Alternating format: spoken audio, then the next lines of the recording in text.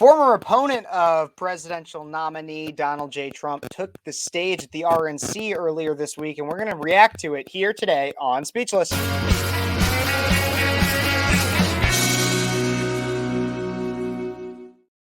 Hey, everybody. Welcome back to Speechless. I'm your host, Phares, 23-year-old conservative activist, host of Speechless, the radio show, and right here on YouTube. So to make sure you don't miss a minute of it, like this video, subscribe to the channel, comment what you think, share it with your friends, and please subscribe, guys. And when you do, make sure you ring that notification bell, hit it to all, because we always have fun here on Speechless. But today, I just want to talk about Nikki Haley. Nikki Haley, I've done basically hit pieces on her, exposed how I believe she's part of the Uniparty, how she is a shill for the military-industrial complex. She was the only opponent near the end of the presidential primary against Donald J. Trump.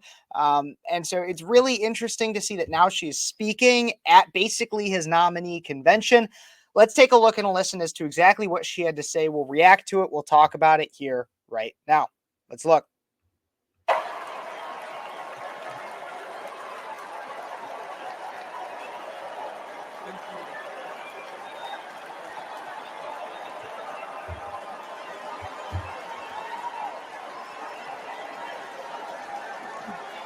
Sounds like there might be some boos in the background as well. I think that's important to note that while it seems like overwhelming cheering coming through the microphones, if you listen to the bass line in the back, it's the boos in the back.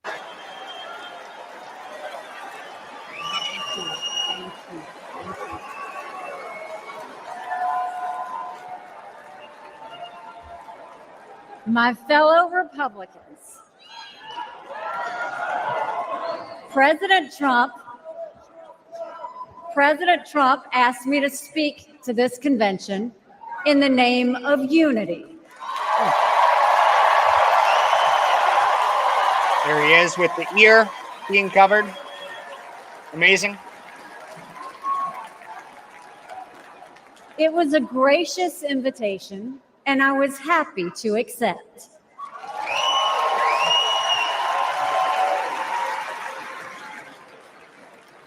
I'll start by making one thing perfectly clear. Donald Trump has my strong endorsement, period.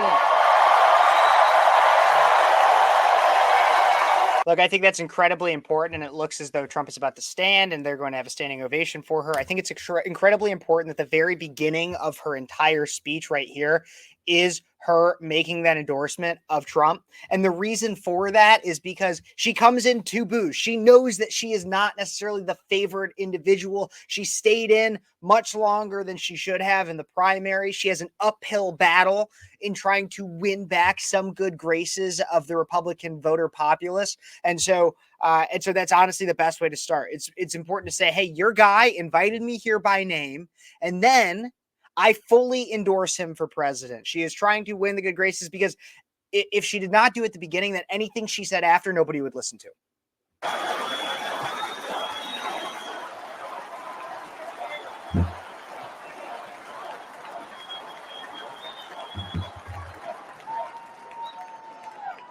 Our country is at a critical moment. We have a choice to make. For more than a year, I said a vote for Joe Biden is a vote for President Kamala Harris. After seeing the debate, everyone knows it's true. Yep. If we have 4 more years of Biden or a single day of Harris, our country will be badly worse off. For the sake of our nation, we have to go with Donald Trump.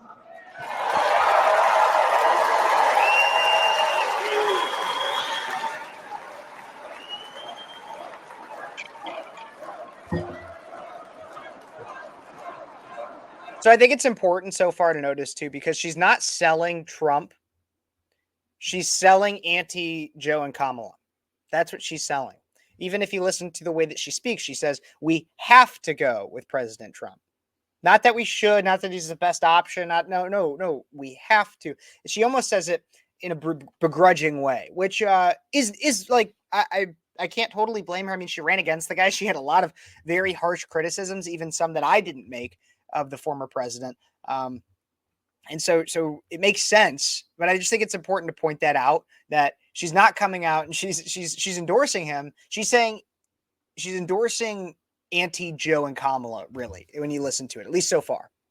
But there's more to it than that. Oh, that's ironic. We should acknowledge that there are some Americans who don't agree with Donald Trump 100% of the time. I happen to know some of them. Okay, sense of humor. And I I like want to it. speak to them tonight. Interesting. I think that's good. I think most people don't necessarily agree with Trump all the time. I'd be interested in how she plans to overcome that idea. My message to them is simple. You don't have to agree with Trump 100% of the time to vote for it. I agree with that. I think that's a good message to send to America's populace. I think that's smart. Take Very it smart. from me. I haven't always agreed with President Trump. We know, we saw. But we agree more often than we disagree.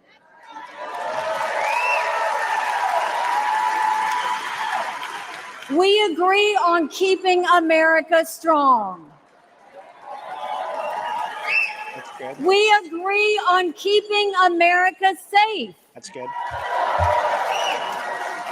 And we agree that Democrats have moved so far to the left that they're putting our freedoms in danger. I'm here tonight because we have a country to save. And a unified Republican Party is essential for saving her. Yep.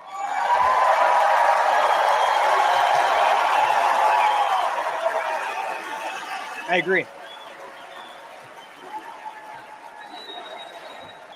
For those who have some doubts about President Trump, I want to tell you a few things about the commander-in-chief I know and worked with. As ambassador to the United Nations, I had a front row seat to his national security policies. We sure could use those again.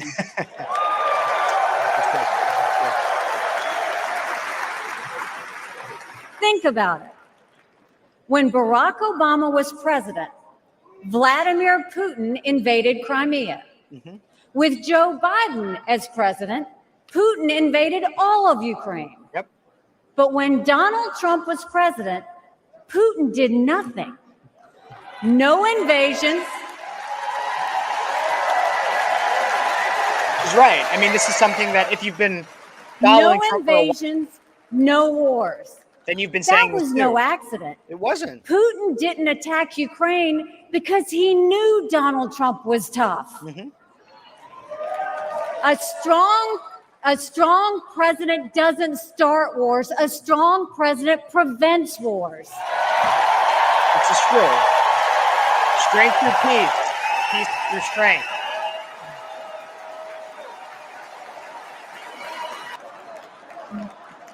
Then look at the Middle East. Every problem in that part of the world can be laid at the feet of Iran. The dictators who chant death to America are the bankrollers and weapons suppliers for Hamas and Hezbollah. She's not wrong. They're behind the barbaric massacres and the hostage taking.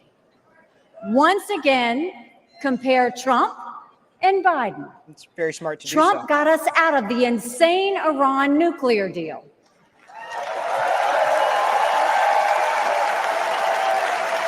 I think it's important to point out real quick, too, that this also happens on the evening of the convention, in which the title of the night, the theme of the night, is Make America Safe Again, I believe, something like that. It had to do with safety. And so a lot of people were focusing on the border. People were focusing on the crime policies of the soft on crime Democrats. And then, of course, now also Nikki Haley speaking very well to her strength of foreign policy. And that's shown by her knowledge of the current conflicts that we see overseas.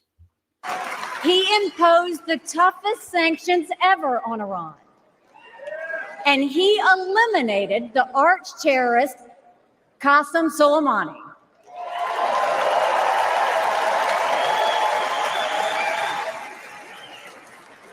Iran was too weak to start any wars. They knew Trump meant business and they were afraid.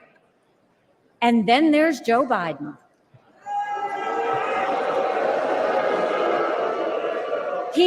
lifted the sanctions. He begged them to get back into the nuclear deal. He surrendered in Afghanistan. He sent every possible sign of weakness.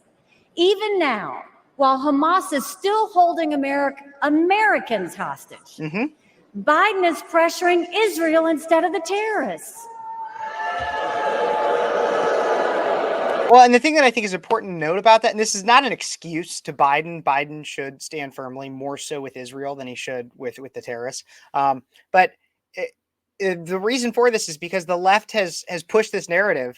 I mean, even the furthest extremes on the left and the Democrats have pushed this idea that Israel are actually the oppressors and that the terrorists are the oppressed. And thus, you have an entire voting populace for Biden that is calling significantly. Some of the loudest voices that would usually vote for Biden are now calling for him to side with the terrorists. And so this career politician who for his entire life, it's been a given that you side with Israel, is now actually having to consider siding with the Islamic extremists. So, or at least be more pressureful on Israel and be indifferent to the extremists. And so she's right.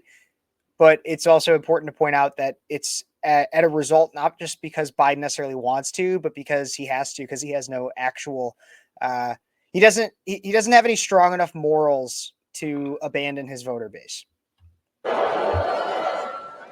Between Israel and Hamas, Donald Trump is clear about who is our friend and who is our enemy.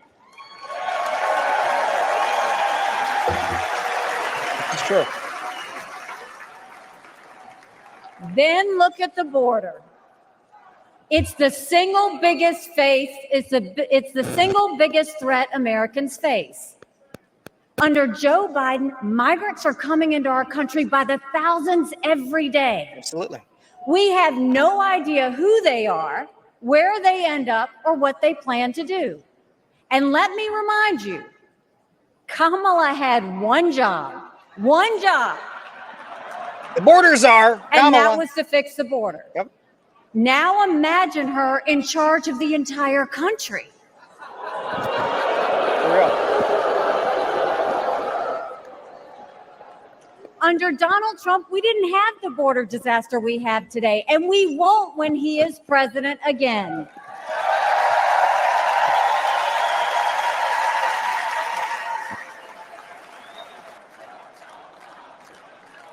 I was proud to serve America in President Trump's cabinet.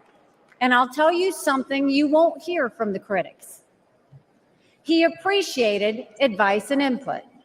Americans were well served by his presidency, even if they didn't agree with him on all things. Now, to my fellow Republicans, we must not only be a unified party, we must also expand our party.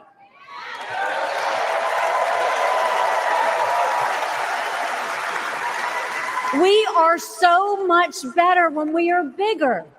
I don't necessarily disagree with that idea, but there are a lot of people that call for expanding the party, and with doing so, abandoning values that our party holds and conservative values. And so that's where I find a difficulty with this. And so I'm interested to hear what exactly she'll say in these last 2 minutes about expanding the party. But I'm also interested in what you guys think on that too. Let me know in the comments, because what I see is abandoning our standards, such as like with Amber Rose, we have somebody who is a flagrant pornographer through OnlyFans. And then there are others that also others that people want to invite into this tent and exalt like the idea of homosexuality, exalt that as if it's not like a moral sin. So, or even like Bruce Jenner accepting somebody who pretends to be a woman and will not accept the biological fact that they're a man. He's a man.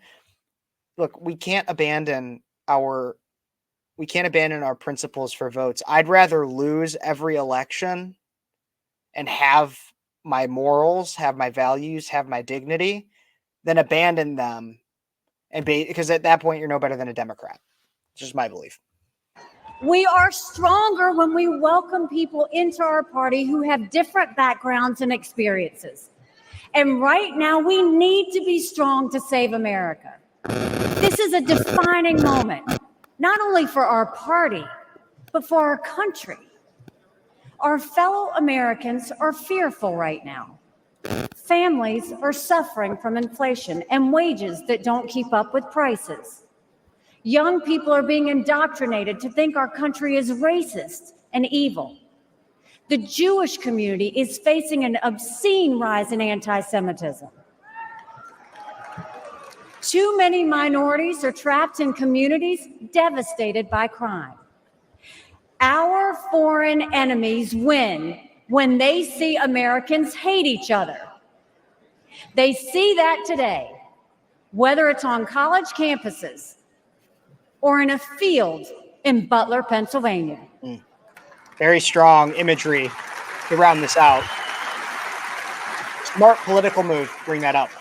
But we can conquer those fears with strength and unity. No president can fix all of our problems alone. We have to do this together. America has an amazing ability to self-correct. In this moment, we have a chance to put aside our differences and focus on what unites us and strengthens our country.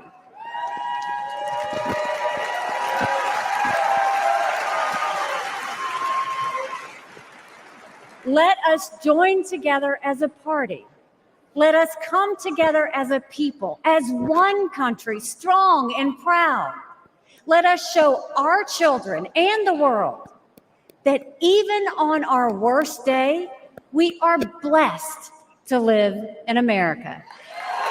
God bless you. Thank you. God bless the United States of America. Look, this wasn't a bad speech. It's exactly what I would really expect. It's what I would write for her. Like if I was in that job, I would write that speech for her. I think she hits on all the points that she needed to. She came out the gate endorsing Trump, saying I stand with him. He's the guy, while also not necessarily being like, oh, Trump. She was like, he's the best option, kind of. That's essentially what she's the best we got. He's better than Kamala and Joe.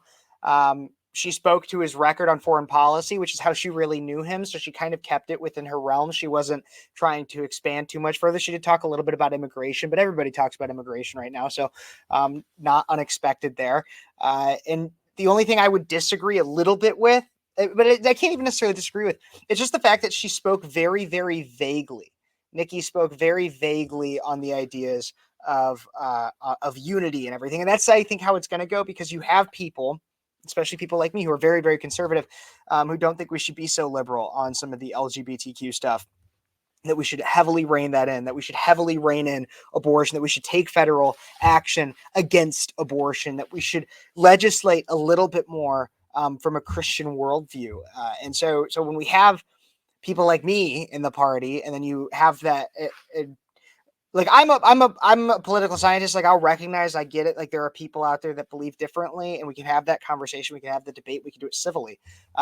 But when you have just an average voter base where their initial gut reaction to this, to anything that counters like what I just said, what I believe, they would be turned off and they would not vote. They would be disgruntled. They'd be unhappy. They'd be angry, very, very angry in hearing that difference. And so you have to be vague about what this unified Republican Party, what this expanding and bigger tent really means. They have to be vague about it because they don't really even know it itself. They're gonna push it to see how far they can get it until it starts losing them votes. That's really what it's going to be. They're pushing the envelope just to see how far they can take it. But that's my thoughts. What do you guys think? Was that a terrible speech? It's just what I expected. I honestly think it's worth listening to hear what she has to say, but it's not worth a second listen. I'll give you that. It was expected. But anyways, let me know what you guys think in the comments. Don't forget to like this video, subscribe to the channel, comment what you think, share it with your friends. God bless you. God bless America. And until next time, you've been watching Speechless.